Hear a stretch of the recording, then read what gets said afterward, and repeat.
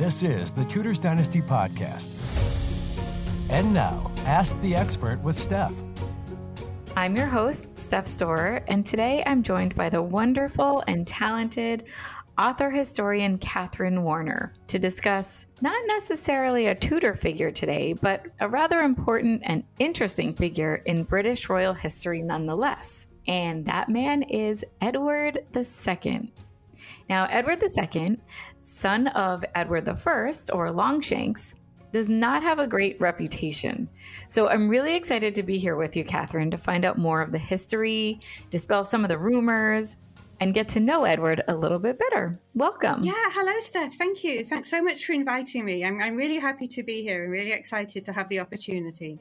Yeah, we're so excited to chat about it. So I think since a lot of our listeners are mostly familiar with Tudor history, let's start off with a little bit of background. Can you give us a quick biography of Edward II before we go ahead and jump into the listener questions? Certainly, yes, of course. So Edward II was the King of England from 1307 to 1327, and he was the fourth son of Edward I, but the eldest one who survived into childhood, so succeeded his father as king in 1307. Via his mother, Eleanor of Castile, he was partly Spanish, and his grandfather, in fact, was San Fernando, aka King Fernando III of Castile and Leon.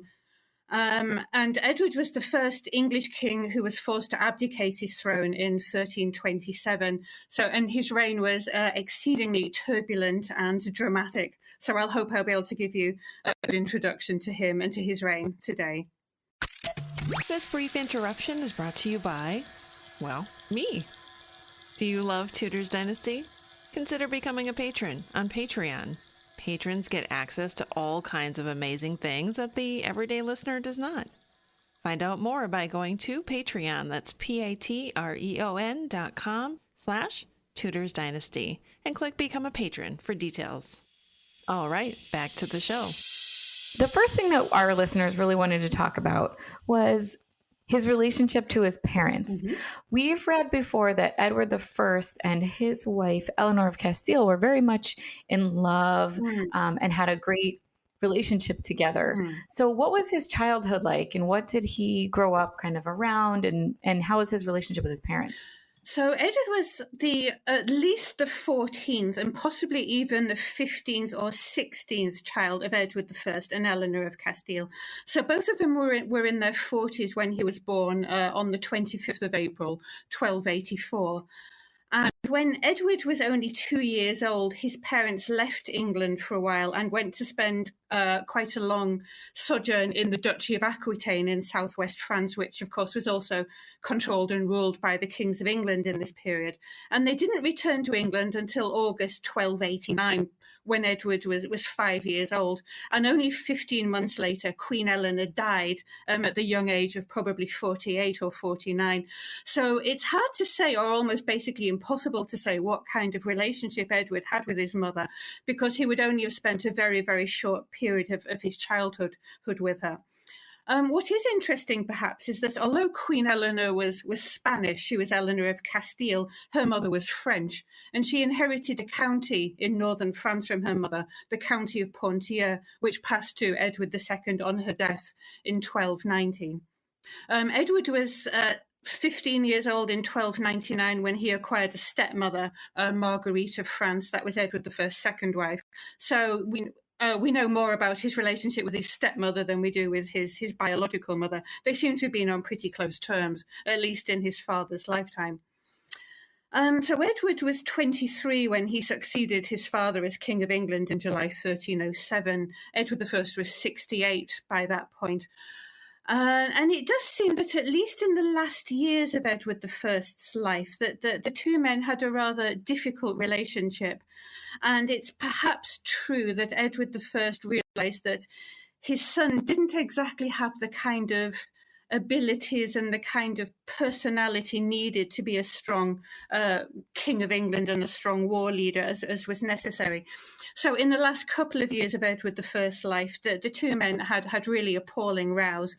On one occasion, according to one chronicler, Edward I actually kind of like grabbed his son by the hair and threw him to the ground, so that they had some quite violent rows.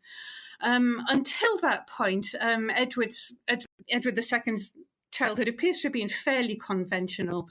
So he had his own household from a very young age as the heir to the throne, as was necessary. He travelled around with his own household independently from the court. So in the early years of his life, he probably didn't see his father all that often. Beginning in about 1300, when he was 16, he started to take a more active role in his father's court, and especially in the older king's military career. One of the biggest, I don't know if we want to say rumors or bits of information that we hear about Edward II was about his homosexuality. Mm-hmm. So now, once his father had passed, obviously he becomes king. Mm. And one of our listeners was wondering about the coronation, because it is said that at his coronation, or I should say at the reception or feast after the coronation, Edward was actually sat beside one of his favorites rather than his wife. Mm-hmm. And he was proud to flaunt that he had these friends, as we would call them. Is there any truth to that? In the coronation specifically, we'll definitely get more into the relationships a little bit later. But as far as just his coronation, when he first becomes king, is that what the scene looked like there? Okay, so this male favourite was Piers Gaviston, who we'll talk about a bit later, I hope, because that's a really interesting topic. Yes, don't you worry about that. We'll come back to that. So Edward married Isabella of France in late January 1308, and they were jointly crowned King and Queen of England at Westminster Abbey exactly a month later, on the 25th of February 1308. So the thing we have to remember at this point is, well, firstly, Edward was 23, going on 24, and Isabella was only 12. And secondly, that he had, of course, had to marry her for political reasons. Basically, their respective fathers, Edward I of England and Philip IV of France, had been at war against each other for the entire second half of the 1290s. So Edward and Isabella's marriage was arranged at the end of the 1290s to basically cement the peace treaty between England and France. So before they married, Edward had never set eyes on Isabella before, and she was 12 years old. She was basically, pubescent, probably not even pubescent. And he was already involved in this some kind of intense relationship with Piers Gaviston. Gavison played a fairly important role in Edward and Isabella's coronation, and we are told by one chronicler that Edward talked to Gaviston more at the coronation banquet than he did to Isabella. So we don't know specifically that Edward was, let's say, flirting with Gaviston or was ignoring Isabella while he was doing this, or even that they necessarily weren't sitting next to each other. We're just told that he talked to Gaviston more than he talked to his wife. I know, and this is rude. I mean, it was rude and discourteous to the French. I mean, there's no doubt about it. And certainly to Isabella herself, who had done nothing wrong, who had only arrived in England several weeks earlier, and was Edward's wife and queen, despite her, extreme youth. But if I just try to look at it a bit more from Edward's perspective, perhaps, here he was, a man who was an adult, who is sitting next to this 12-year-old girl he'd never met before, who was basically only half his age. And then maybe sitting on his other side was a man he'd known for half his life, who was a very good and very dear friend of his. So, perhaps it's not the worst thing that anyone's ever done to talk to a friend of yours more than to talk to a 12-year-old girl you've only just met. When you put it that way, it makes so much more sense. Yeah. The way that things are written and the way that we view them based on how we see them written is so different than, somebody who's kind of on his side, I think. So let's move into the kind of ruler that he was. There are some questions about how he reigned. So do you feel that he would have liked to have had a constitutional monarchy at this time? Do you feel that he was an egalitarian? What kind of ruler do you think that he was? Well, one very interesting aspect of Edward II's character and personality was, how very fond he was of what we might call his common subjects or his low-born subjects. And a lot of the contemporary chroniclers, they commented on this, that he much preferred the company of, let's say, carters or fishermen, or, people who worked with their hands. He preferred to spend time with them rather than with his own earls and barons. And I think to us, that's perhaps a rather attractive aspect of his personality, that we in the 21st century might approve of a king who had the common touch. But to Edward's contemporaries, this was actually quite shocking, because this was seen to go against the will of God, because God had ordained the different ranks and strata of society. And Edward was, doing something really badly wrong by hanging out with these like low-born people. So I've done a lot of work on Edward's accounts. I've looked at them in the National Archives and can actually confirm that he did spend an awful lot of time, chatting to fishermen, for example, or in the autumn of 1315, he went on a swimming holiday near Cambridge with what chronicler calls a great company of common people. And he did this really, really regularly.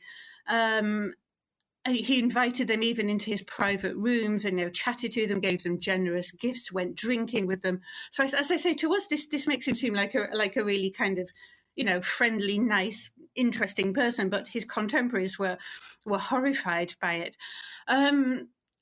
But when it comes to whether he was actually an egalitarian or not, I think that's perhaps a slightly different question, because one of the contradictions in Edward's personality is that he behaved like that. He went out and went for a drink with fishermen, or he would go and thatch a roof. He would go into the park at one of his castles and dig ditches, for example. He was happy to do these things.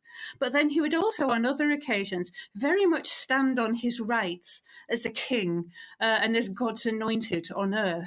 So, no, I can't see that he would have approved of a constitutional monarchy if he'd had any kind of conception of it, because he was very much a royal autocrat in some ways.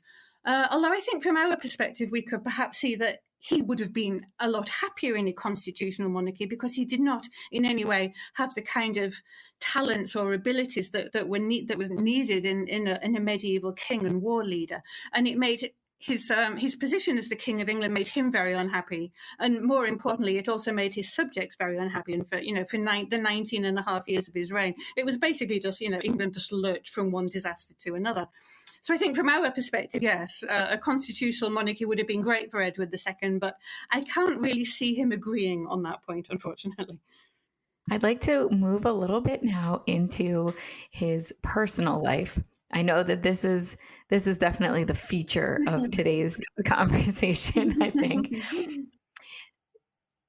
So again, he had different favorites. He had some, quote, friends that were around a lot. Do you think that him and his wife, Isabella, were able to ever have any kind of a good relationship? It's clear that they weren't necessarily in love with one another, but was there ever a point where they were cordial or even tolerated each other? Or do you think that his favorites just always got in the way? So I suppose it's reasonable to say that Edward and Isabella's marriage did not really get off on a particularly good foot, because she was 12 and she wasn't really in any position to be his wife in anything more than name only. So which, I think, we can't blame either of them for that. That was just, the way it was. They had no choice to marry each other. They basically just had to. But it seems to me that after those awkward few months, and especially as the months and years passed and Isabella got older and became more mature and became more able to be Edward's real partner in more than name only, it seems to me that their relationship actually became a pretty affectionate one, which I think would surprise a lot of people, because a lot of very silly stories have been invented over the years and centuries about Edward and Isabella. So one story that's often told about them is that Edward gave the wedding gifts that had been given to Isabella to his favourite or lover, Piers Gaviston. This is complete nonsense. This was invented in the 19th century. It never happened. Another story that has been invented about them was that in 1324, Edward took custody of their children away from Isabella, deliberately being cruel to her. That was invented in the 1970s, and it's based on absolutely no evidence whatsoever. Another story has it that Edward abandoned Isabella when she was pregnant with their first child in 1312 to take Gaviston to safety instead. Again, that was the misunderstanding of one chronicler who was writing some decades later and mistook a time when Isabella was in the far north of England in 1312 with a later occasion when she was there again in 10 years later, and thought that she'd been abandoned. But I mean, her own itinerary proves that she wasn't abandoned by the king. So there's all this nonsense, unfortunately, about them that's been invented over the centuries, which obscures the true picture. Which I think is that over the years they spent an awful lot of time together. So Isabella's itinerary doesn't always exist. We can't always tell where she was. But when we do know, she was with Edward most of the time. He gave her a very large household, the largest that any Queen of England had ever had up to that point, of nearly 200 people. He gave her a very generous income. They had several children together. In 1313, they went on quite a long visit to Isabella's homeland, to France. They spent 2 months in and around Paris. And one Parisian chronicler who was an eyewitness actually tells us how much they were enjoying each other's company at that point. Edward actually overslept and missed a meeting with his father-in-law, Philip IV, because he and Isabella had actually been making love during the night. Several weeks later, they were staying in a pavilion in Pontoise. A fire broke out one night, and the chronicler comments that Edward scooped up Isabella in his arms, even though they were completely naked, and rushed outside with her and actually saved her life from the fire. And the chronicler comments that Edward did that because he loved his wife. So we get a really nice and very different view of their marriage and their relationship there from an actual eyewitness who saw them in 1313. So whether Edward's relationships with the men in his life actually affected Isabella, or how it affected her, is really an unanswerable question, unfortunately. Some contemporaries assumed that she was hostile to Piers Gaveston, but that's just an assumption, really. She might have been. Equally, she might not have been. We don't actually know that. In the middle years of Edward's reign, he had relationships with two young knights called Roger Damery and Hugh Audley. And in fact, there's evidence that Isabella was on good terms with them. So there's a list of some very expensive gifts that she gave to Roger Damery, for example. So where it all started to go badly wrong was in the early 1320s with Edward's last and most powerful favourite, Hugh Despencer the Younger. And it's very, very clear to me that Isabella loathed Hugh Despencer. She was frightened of him, and she genuinely thought that he might hurt her physically. And from what I know about Hugh, that was probably, it might even have been a well-founded fear. He was, in fact, a very scary person who was prone to threatening people with violence or and imprison them and so on. So it was really only with Hugh Despencer the Younger that we see Isabella's intense animosity towards one of the men who was her husband's favourite or perhaps lover. And again, chroniclers who were writing some years or decades later, they knew this, and they knew that the royal marriage had gone very badly wrong in the 1320s. And I think that they then kind of move that backwards to Piers Gaveston, if you see what I mean. And she assumed and tended to assume that Isabella had always been hostile to her husband's favourites, when in fact it was just really Hugh Despencer and Despencer's own personality which really alienated Isabella. I think not necessarily the fact that her husband perhaps had male lovers. We have no way of knowing how she felt about that. She might have been disgusted by it. It might not have bothered her in the slightest. And, we really don't know, because unfortunately in the 14th century, we don't have the kind of evidence for people's personal feelings or their relationships. So we can only speculate, which is rather unfortunate, but sadly it is, and that seems to always come up. People always ask, how did they feel about this, and how did they feel about that? And we always wish that one of the experts can say, well, I have their diary here, and they told us that they felt very strongly about this thing. Speaking of those nonsense stories, one of the other things I wanted to ask you is whether or not he really banned women from court. There was a source that said that he had banned every woman besides Isabella and her ladies from the court because he just wanted to be surrounded by men. And that sounds a little outrageous, but I'd like to hear your take. I'm actually completely baffled by that, because I have in all something like 17 and a half years I've been researching Edward II and his reign. I have never once heard that story, and it is absolutely emphatically not true. And in fact, he invited women to his coronation, which possibly might have been the first time in the Middle Ages. So in fact, quite the contrary.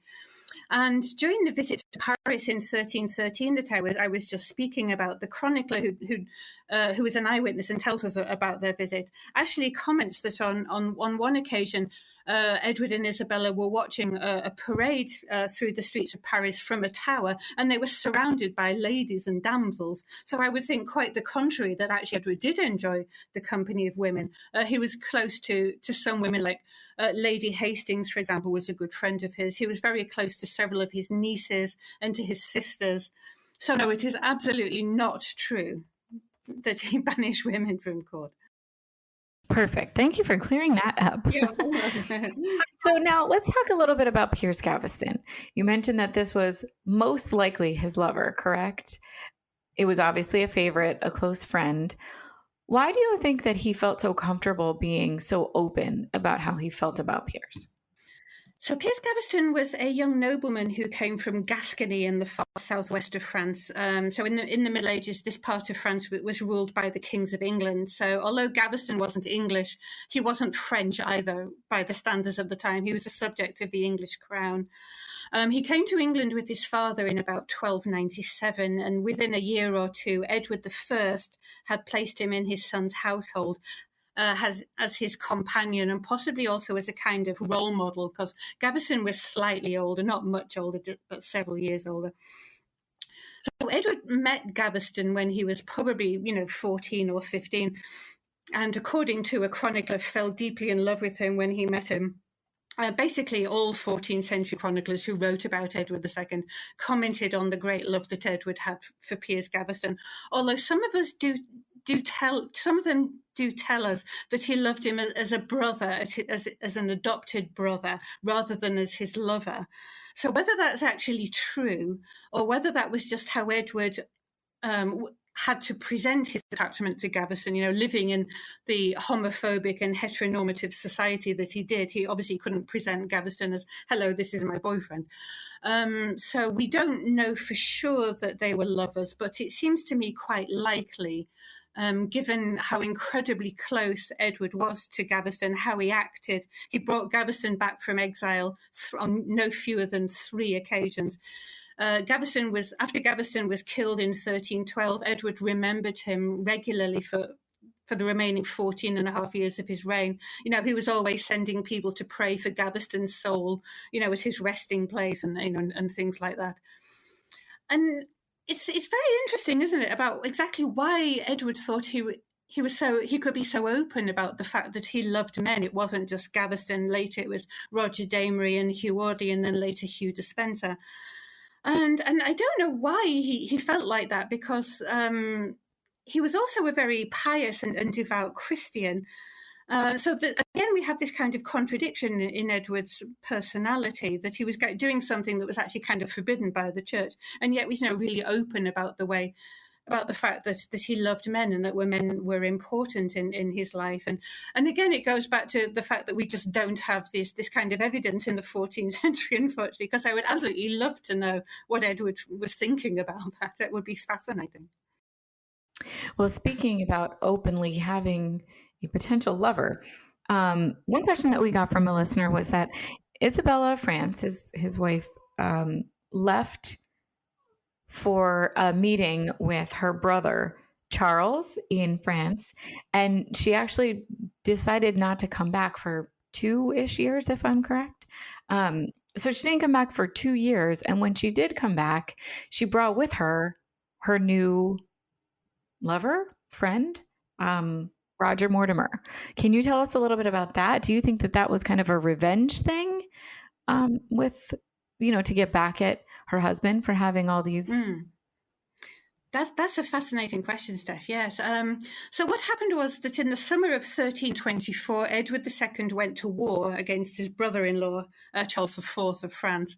And a few months later, in March 1325, everybody, including the Pope, decided it would be a great idea if Queen Isabella could travel to France and negotiate a peace settlement. You know, being the wife of the King of England and the sister of the King of France, she was perfectly placed to do so. So she spent a few months in France. She did, in fact, negotiate a peace settlement, so that was fine. But then it seems that she was very angry with Hugh Despencer, who her husband's chamberlain and his last great and really powerful favourite, who by that point was dominating Edward so much that he was basically in control of the entire English government and also of foreign policy. And it seems also that Despencer was very envious of Isabella and disliked her and had done everything he could to manipulate Edward into treating his loyal and supportive and loving wife of the last few years as though she was a French enemy alien. And Edward did treat Isabella very badly between 1322 and 1324, it has to be said. I mean, you know, he confiscated all her lands, for example. He gave her an income instead. But it was an unkind thing to do. And I can completely understand why Isabella was very unhappy and she was very angry about this. And being the daughter of the King of France, she wasn't the kind of woman who was going to take this kind of humiliation. So she used her stay in France at her brother's court in Paris to try to issue an ultimatum to Edward that either you send Despencer away from you or I will not return to you. Edward, unfortunately for Isabella, refused this ultimatum, which left her with little choice but to stay in France and ally with some of Edward's baronial enemies who had fled there over the previous years after a failed rebellion against Edward and Hugh Despencer in the early 1320s. So chief among them was the Baron Roger Mortimer, who was Lord of Wigmore in Herefordshire. He was the highest ranking of Edward's baronial enemies who had sought refuge on the continent. And so Isabella made an alliance with Mortimer and with some of his English allies there, like, for example, William Trussell, Thomas Rosslyn, John Maltravers. So there were a few Englishmen on the continent who Isabella allied herself with, and they decided to try to bring down Hugh Despencer, certainly. At some point, they also decided to invade England and perhaps try to bring down Edward II as well, but we don't know when actually that was decided.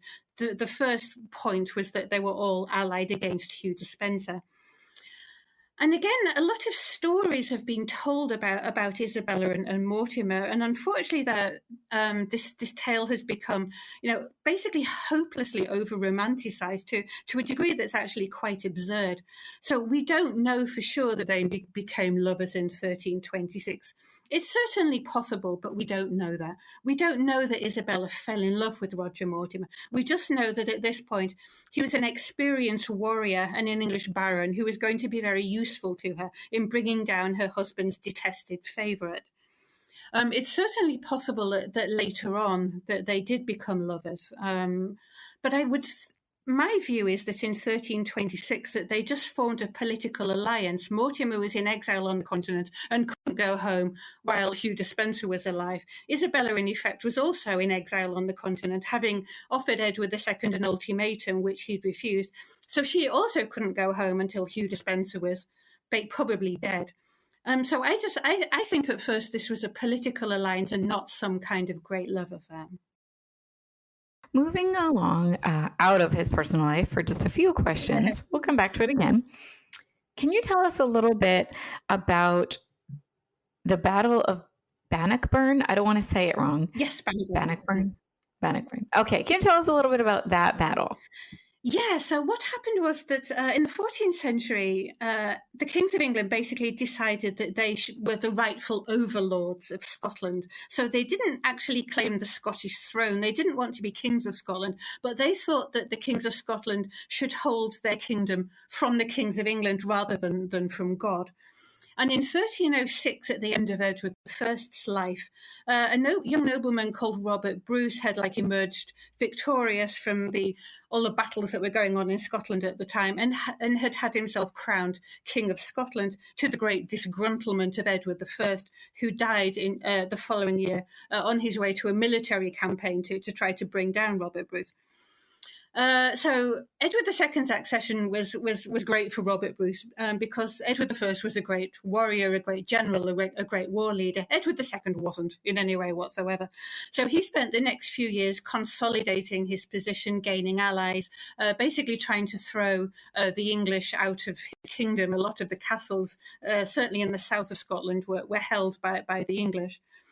In 1313, his brother, who was also called Edward Bruce, began besieging Stirling Castle, which was still in the hands of an English garrison and was one of the most vital and important castles in Scotland.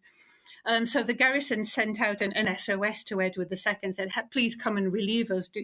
So a few months later, Edward II marched north to Stirling Castle with the greatest army that had ever been assembled in England by that point.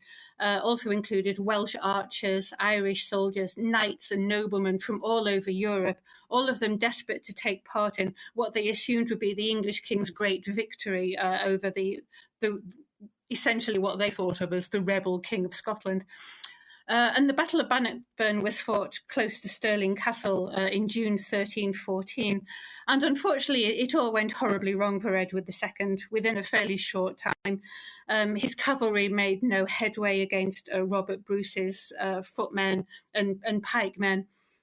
And it was basically probably the most humiliating military defeat for England ever in history, still remembered with great gratitude and glee in Scotland over 700 years later, but a great embarrassment for Edward II, who had to flee from the battlefield to avoid being captured. Because otherwise he would have been taken for a king's ransom, or he might have been killed. So he had to gallop hard for the coast and try to escape back to England, which he did.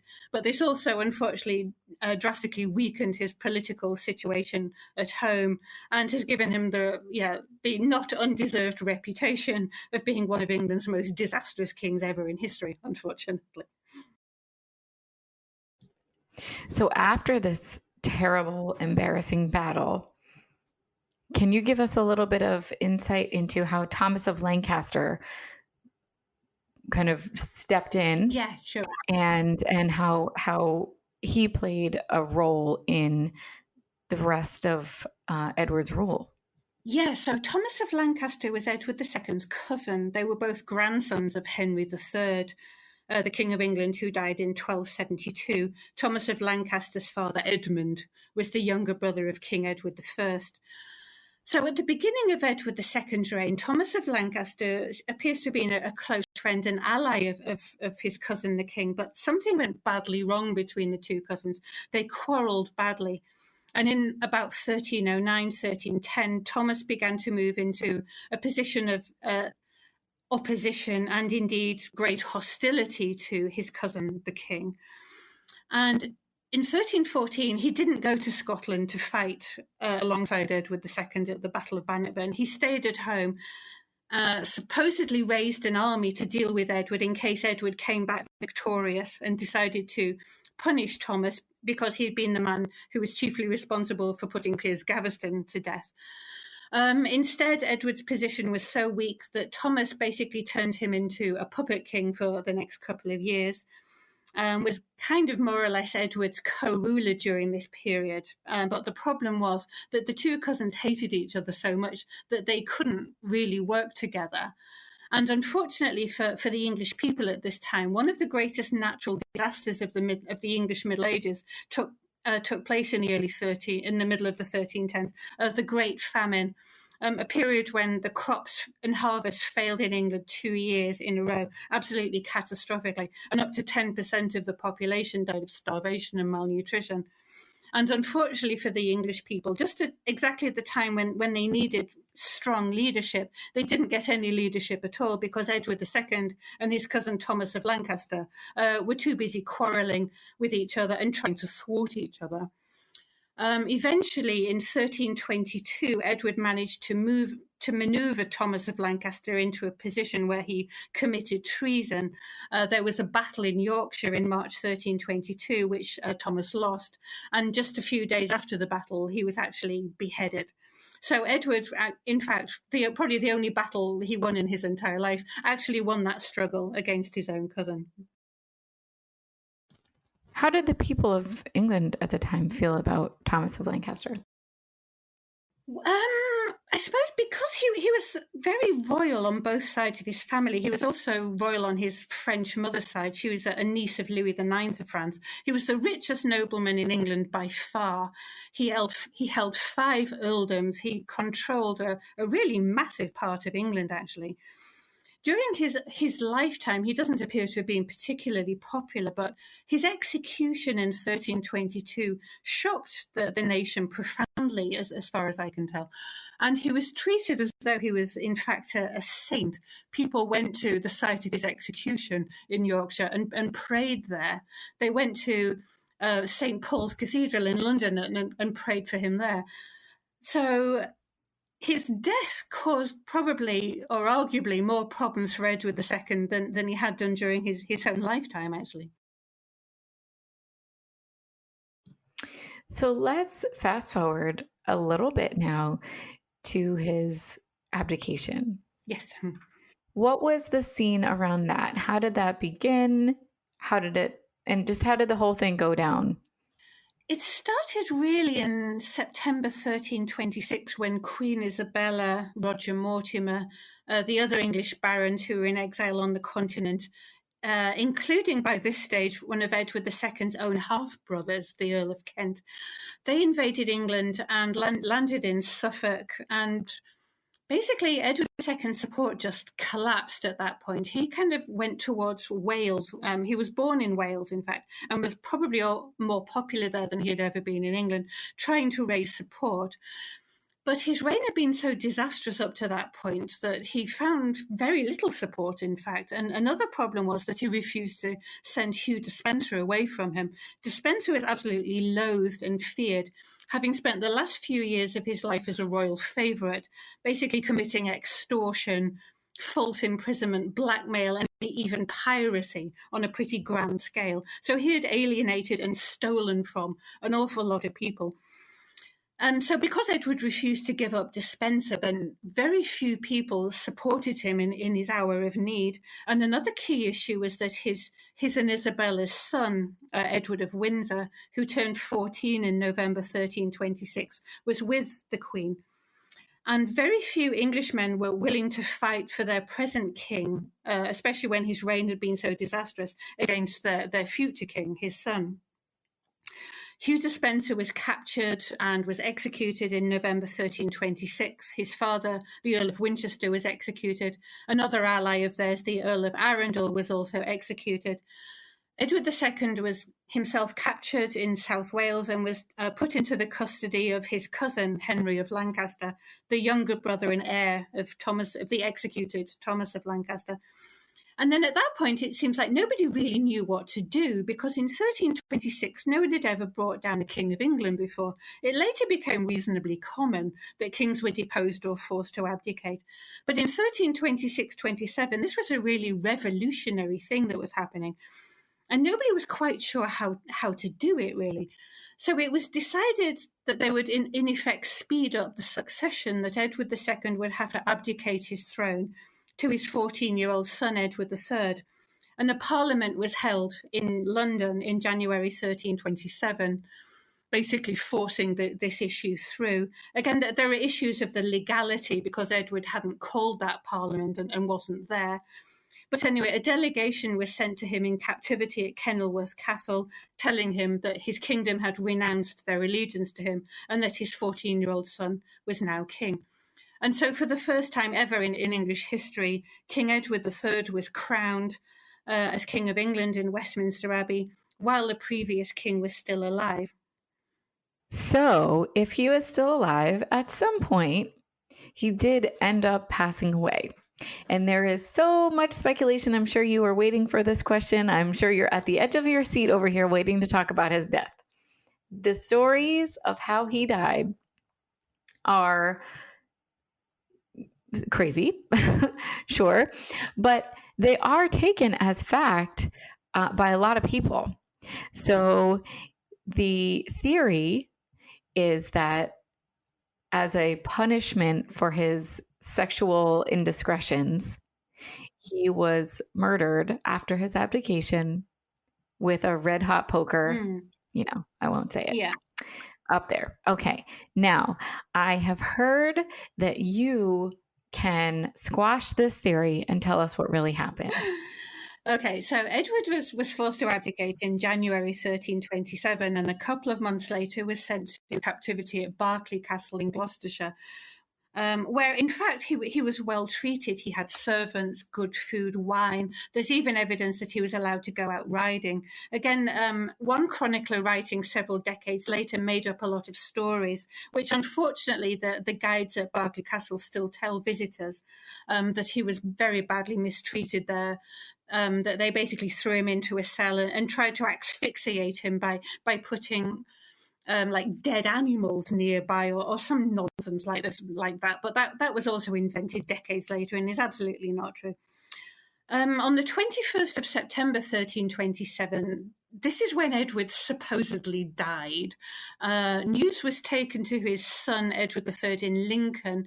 He received the news during the night of the 23rd to the 24th of September, and Edward II's funeral was held in Gloucester on the 20th of December 1327, 3 months after his supposed death. So nobody who was involved in Edward's death ever talked about it. Even years later, when Edward III said that, yes, my father was murdered, he never explained exactly how Edward II had been murdered. So chroniclers, who were mostly monks writing in abbeys or monasteries or royal clerks, they rushed to fill the gap with their own ideas or speculation or rumours that they had heard. So the chronicles closest in time to Edward's death tend to give quite bland explanations for Edward's sudden demise. So either that he died of natural causes, or he died of some kind of mundane illness, or he died of grief, having lost his throne, his kingdom, his children, his wife, his beloved Hugh Despenser, and so on. Later on, the stories start to get a little bit more lurid. So chroniclers would say that Edward was suffocated, perhaps, or strangled, or poisoned, or that he died of a fall. Some chroniclers just say, we have no idea what happened to Edward II. He just died at Berkeley Castle. We don't know why or how.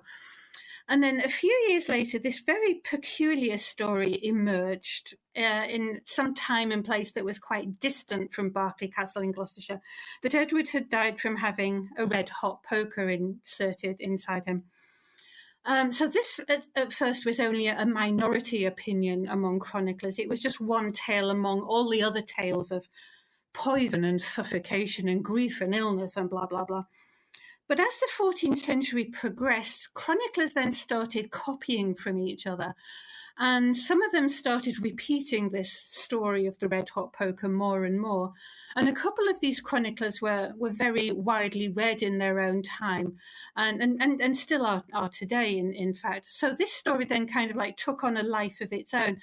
I think basically because it's just so vile and disgusting and yet so luridly memorable. That chroniclers and other people in the 14th century tended to repeat it in a kind of oh my God, can you believe that kind of a way? And then in the late 1500s, the playwright Christopher Marlowe also went a long way to popularizing the story by including it in his play about Edward. So that for centuries and even a lot of people have never heard any other story of Edward II's demise except for the red-hot poker. But the way that some 14th century chroniclers describe it, it's ludicrous. It's 15 men go into Edward's cell at Berkeley Castle and smother him with pillows and then turn him over on his stomach and then insert this poker inside him. And then you just think but if they had all these pillows and 15 men, why didn't they just suffocate him? Why would they go to all the hassle of trying to torture him by this horrible method, and it was a way that they couldn't really have known would actually work or not. I mean, it's not like anybody could really have had any experience with that kind of method of murder. And there's also a contradiction in that supposedly he was murdered in that way because it wouldn't leave any marks on the body. But then another story goes is that the villagers who live close to Berkeley Castle heard him screaming. So, why would you try to hide that you were killing someone by not leaving marks on the body and yet do it in such a horrible, horrifically painful way that he screams so loudly? I mean, that makes no sense at all. And also the idea that he was killed in that way is a punishment for having sexual acts with men. So that's not something that appears in the 14th century. That's just a modern interpretation of it that seems to make sense. And, it does make a kind of sense, but just because something makes sense doesn't actually mean that it's true or that it actually happened. So that I am 99.999% certain that no, the red hot poker murder did not happen. And assuming that Edward was murdered in September 1327, it's far more likely that he was just smothered to death, or perhaps just given a sedative in his food, or went to sleep and then just smothered with a pillow. That makes far more sense, I think, than some stupid, pointlessly sadistic method of killing him with a red hot poker. Yeah, don't believe everything you read, right? Oh, absolutely. And it just annoys me so much that even historians who are they are historians, but they're not specialists in the 14th century, they repeat it as well, because, they probably learnt it at school or in their undergraduate days, and they've never done any more reading on it, ever since then. So then they keep perpetuating the story as well. And for years and years, I've been trying to demolish this, and it drives me up the wall. Sorry. No, I love your passion. I'm so glad that you're able to give us some other theories, because I have a feeling that, anybody who's listening to this right now who has heard of Edward II, that's probably what they know about him. That's probably what they've heard. Really? I mean, right? Because I did 2 university degrees in medieval history, and I had never heard anything else except the red hot poker murder. So, anytime, even years after university, when I heard Edward II, I thought, oh, right, red hot poker. It's just the one thing that everyone thinks they know about him. Do you think that there's a chance that he was never murdered at all? There's actually a question that came in wondering if maybe he actually escaped and then lived life kind of incognito as a monk elsewhere. Do you think that there's a chance that he did escape and that he wasn't even murdered at all? This is something that I realize is going to sound very, very strange and incredibly implausible to a lot of people, but there actually is a strangely large amount of evidence that, in fact, Edward didn't die in 1327, or at the very least that a lot of influential people alive at the time believed that he was still alive. One of them, in fact, was the Archbishop of York, William Melton, who had been not so much a friend of Edward's, but, a companion and ally of his, who sent a letter to the Mayor of London, his cousin, in January 1330, over 2 years after Edward's funeral, saying, "Our liege Lord Edward of Carnarvon," that means Edward II, "is alive and in good physical health and in a safe place." And then Melton ordered lots of goods for Edward, who he seemed to think was still being held in captivity somewhere. And Edward's half-brother, the Earl of Kent, who was Edward I's younger son, also strongly believed that Edward was still alive in 1329, 1330, to the point of actually trying to rescue him from captivity in Corfe Castle in Dorset. And in March 1330 was beheaded for treason against his nephew, Edward III, for trying to put Edward II back on the throne. So there's this evidence as well. I found a lot of evidence that numerous men supported the Earl of Kent in this endeavour, including important men like the Archbishop of York, the Bishop of London, the Mayor of London, several lords, actually quite a lot of lords, several sheriffs, for example. Numerous former members of Edward II's household were involved in this plot and genuinely seemed to believe that Edward II was still alive in 1330. Many of them fled abroad afterwards. The ones who didn't manage to flee abroad were imprisoned, their lands and goods were confiscated until a few months later, when Edward III overthrew his mother Isabella who was, mostly ruling England during his minority, and started to rule his kingdom in his own right. He invited all these men back to England or freed the ones who were still in prison. Rumours were current in 1329, 1330 that Edward was alive. He had a friend in Scotland, the Earl of Mar, who was Robert Bruce's nephew but had grown up in England, who offered to bring an army to England to help release Edward from captivity. So yes, there is evidence that a lot of men and women in England, Scotland and Wales firmly believed that Edward II was still alive years after his supposed death. And this whole thing about the monk relates to another letter, which is called the Fiesta Letter, which was discovered in an archive in Montpellier in France in the late 1800s, and was written by a man called Manuele di Fieschi, who later became bishop of a town called Vercelli, which is in the north of Italy near Milan, and came from a noble Italian family by birth. And in the letter, he explained to Edward III in great detail exactly how Edward II had escaped from Berkeley Castle, how he had made his way to Ireland first and stayed there for some time. Then he went over to France. He went to visit the Pope in Avignon. Then he made his way over the Alps and down to Milan, and ended up living at a hermitage, which Fieschi didn't name in the letter, but which can be identified as the Hermitage of Sant'Alberto di Butria, which is about 60 miles south of Milan. So I have friends in Italy. I've been there myself several times. We're trying to find if there's any way that we can confirm anything at all about this story whatsoever. So far, we haven't been able to, unfortunately. But you do kind of have to wonder why an Italian bishop, who was also a lawyer of the Pope by profession, would tell the King of England in great detail how his father had escaped from captivity, had cheated death, and then had made his way to a hermitage in Italy. I mean, the whole thing is so bizarre. It's difficult, really, to get your head around it. Well, speaking of bizarre storytelling, we had a question from a listener, which I think is actually very interesting, because we know that a lot of different monarchs were portrayed in different lights, especially as the years went on, and people's ideas have been shaped really by things that didn't necessarily even happen because of, stories and such, as we're discussing the Red Hot Poker story and things like that. So which monarch would you say was most slandered by playwrights or storytellers, things like that later on?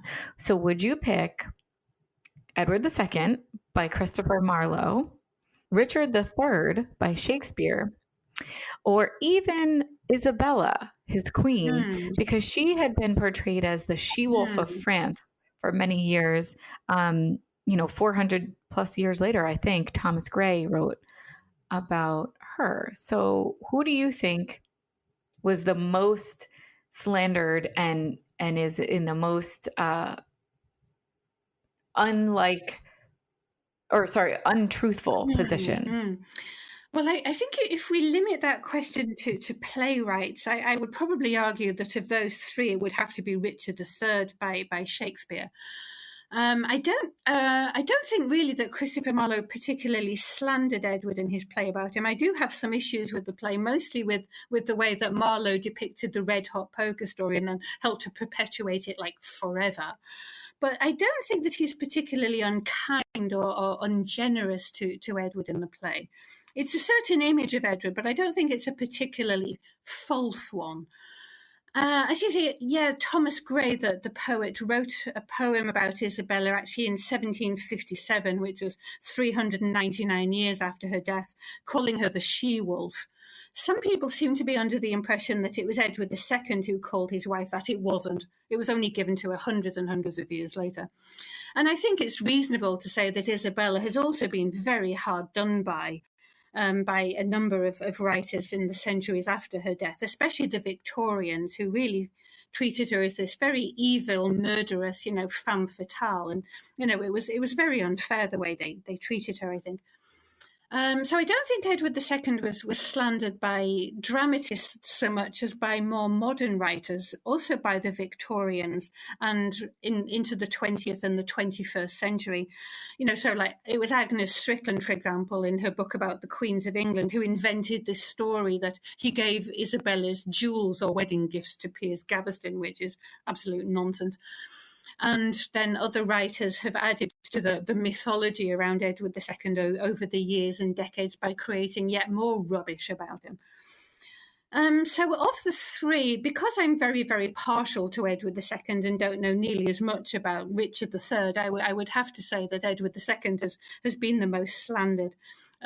Because I think now a lot of people, or most people, or at least I hope most people, would realise that Shakespeare's take on Richard III is wildly inaccurate. But I think a lot of people don't realise that these stories told about Edward II are just much, much later inventions and are actually not true. So I think, I still have a long way to go to counter these calumnies against my poor Edward. That's how I feel about Richard III. So I'm kind of glad you said what you said. So to wrap up our talk today, do you think that we can leave our listeners with any sort of positive feelings on him as a king? Do you think that there are any stories that can kind of redeem him and give us just one quick positive anything for Edward II today? Okay, I suppose what I talked about a little earlier was, Edward's extreme kindness and generosity to his common subjects is something that I think that we in the 21st century can look on quite favourably and think, okay, yeah, that's a nice thing to do. You go along and chat to a fisherman for a while, have a drink with him, and then, give him the equivalent of a year's wages because you enjoyed his company. That's pretty nice. Edward was also, contrary to the popular image of him as shown in Braveheart, was actually an enormous, physically powerful man. All the English chroniclers who described him commented on his enormous strength. One chronicler said that, he was one of the strongest men in England, and a Scottish poet who had absolutely no reason whatsoever to praise Edward II said that he was the strongest man that you would find in any country. One of the reasons for his enormous strength was that he often went out into the fields and worked and did hard physical labour, like, digging ditches and so on. He did a lot of swimming. And this was centuries before anybody went swimming. He was like centuries ahead of anyone and discovering the joys of swimming for pleasure. So I think perhaps as a role model for people in the 21st century of, just getting out there in the fresh air and doing really good physical exercise, he's actually a pretty decent role model. So there's that. Otherwise, I'm genuinely racking my brains to think of anything that could be deemed as positive from his reign. And one of the very few things that occurs to me is the fact that in 1317 he founded a college at the University of Cambridge, and in 1326 he founded a college at the University of Oxford. And he is in fact one of only two people in history who have founded colleges at both Oxford and Cambridge. The only other one was his descendant, Henry VI. Edward's foundation at Oxford in 1326 was Oriel College, which still exists. His foundation at Cambridge in 1317 was called the King's Hall, which was later incorporated into Trinity College when Trinity was founded by Henry VIII, another of Edward's descendants, in 1546. But I think perhaps, we could credit Edward with kind of semi-co-founding Trinity College with Henry VIII, perhaps. I may know that's a rather nice way of looking at it.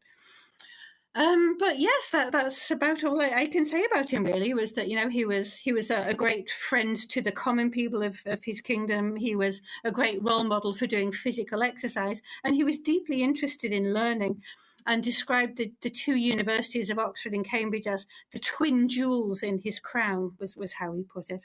And that's it. Yes, that's all I can say that's really positive about Edward. Well, I love that. That's perfect. That's absolutely good enough. I'm glad that you're able to say anything, because I think that there are a lot of misunderstandings about him. So I'm glad we have some positive information anyway.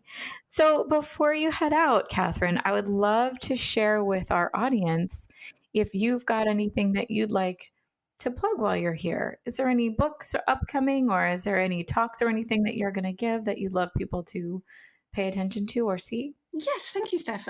So I've written a biography of Edward, which came out in 2014, called Edward II, the Unconventional King. So if you've gained an interest from Edward from listening to this, perhaps you'd like to get hold of that.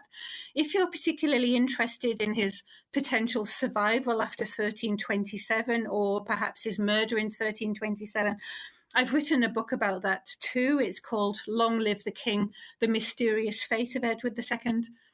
I've also written a biography of Edward's queen called Isabella of France, the Rebel Queen. I've written a biography of his last great favourite, Hugh Despenser. I've written a biography of his nieces, one of whom was Hugh Despenser's wife. They were called the De Clare sisters. And my most recent book that came out just several weeks ago is a biography of Edward's grandson, John of Gaunt, Duke of Lancaster.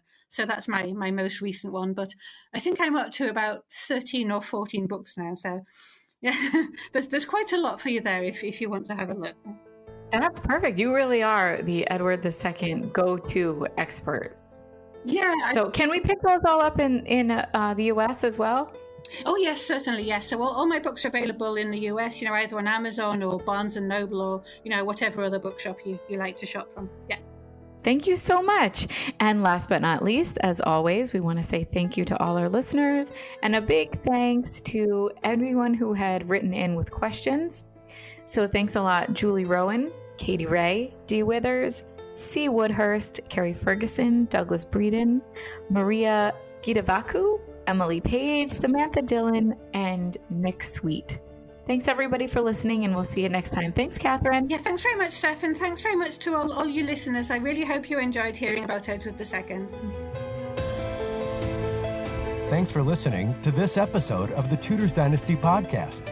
You can follow and support the Tudors Dynasty Podcast on Facebook, Twitter, Instagram, and Patreon @Tudors Dynasty.